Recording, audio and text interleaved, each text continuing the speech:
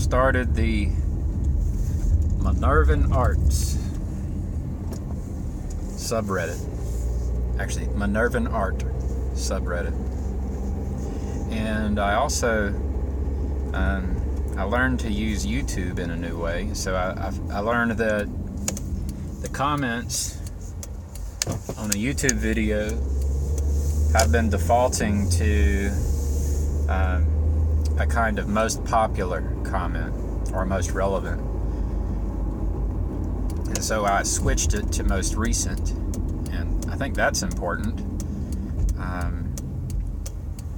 And then similarly on my searches, and I know I've done this before, but my goal with Minervan Art is to find people who are interested in personal development through these videos.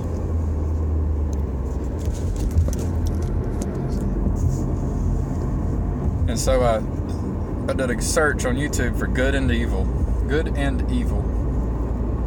and I sorted by date, and I found a person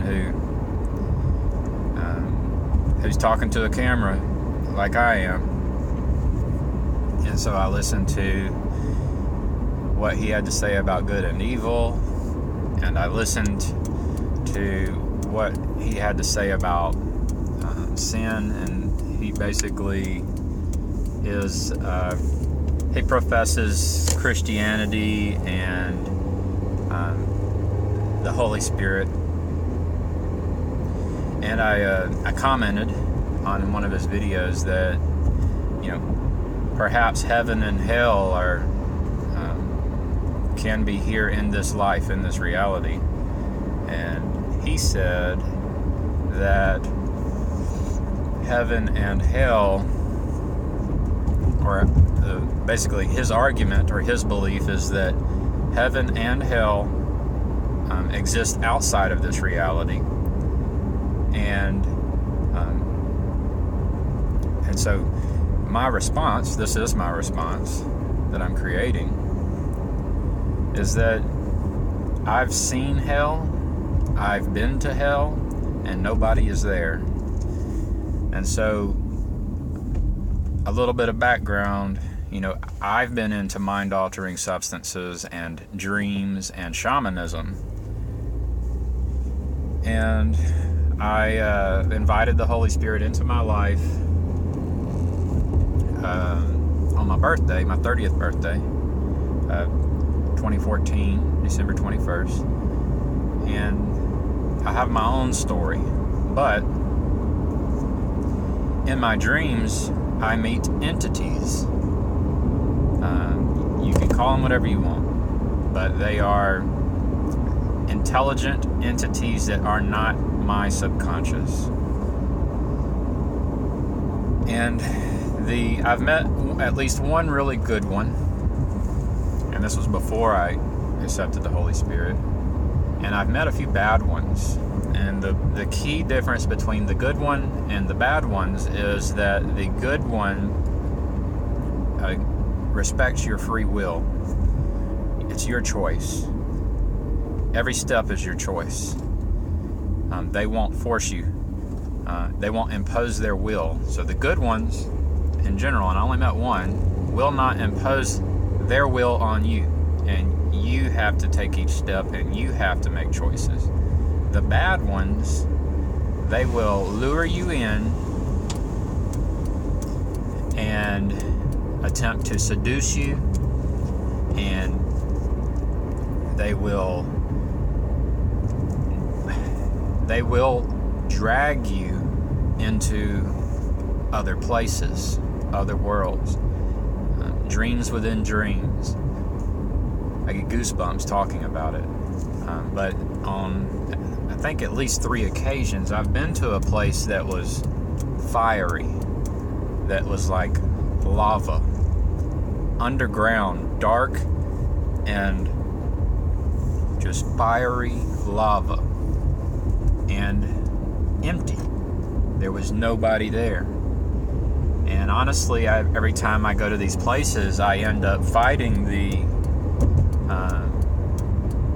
I fight the seducer, the evil one that's dragging me. I start off by allowing them to drag me, and I'm on a ride. I don't resist it, and they pull me around, and they take me on a trip. And this is dreaming. This isn't drugs. This is dreaming at night. And eventually it becomes so surreal. I get goosebumps when I'm in that world. And then fear. I have fear. And I kick myself once I come out of it, but I end up resisting. And through a kind of resistance, I am able to escape and get out of the dream. And there's, those dreams, they have some details, and there's some interesting things about them. And there is something within you that will protect you, is my experience. But, that doesn't change the fact that you can have fear arise, and that fear can cause you to start resisting and to work, and it's not easy, to struggle and get away from the evil spirit, the evil entity that is selfish and does not, and will force itself on you and does not care about what you want. And so I've been to hell, and hell is empty. And so when I asked this person on YouTube, I said, well, did Jesus teach this thing that you're teaching, that there is a heaven and a hell that's outside of this reality? He said yes. And so I just did a quick search, keywords Jesus and hell, and from what I can tell, there is this threat of hell, but it doesn't necessarily mean that there are souls in hell right now today. It does not mean that there are souls in hell right now today. And so that's my response in general to the idea of heaven and hell. And the thought that I would encourage you to consider is that there will be a judgment, and the judgment is fair. Everybody has their chance, and then there's a separation at that moment, and it hasn't happened yet, but hell has been prepared for that moment, and we don't know when that moment is. And, everybody believes it's coming soon, and people have believed that for generations. And I guess my last part is about mind-altering substances. And so this person who is speaking, he abused the mind-altering substances. He did not respect the mind-altering substances. Whenever you say something like you buy your plant and you buy a quantity of marijuana and you use it every day, that just makes my ears perk up. You are irresponsible. And then the other part is that you would go and you would need it. You had a dependency.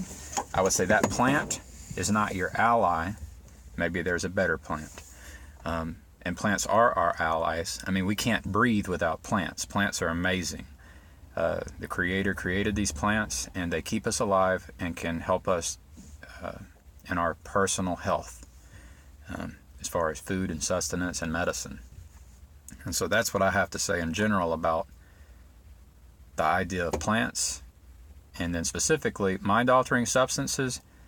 It was said that they are a gateway, and I cannot deny that, because when people say it is a gateway drug, I don't believe that it is necessarily a gateway to other drugs, but I do believe it can be a gateway into the spirit realm. It can be a gateway which opens a door for you to meet entities. And the thing that I learned is that love is key. You have to be able to resist any entity that does not have love, that is not compassionate, and be able to recognize good and evil. And it's not for everybody, and you have to have a warrior mindset. You have to want the challenge. That's it.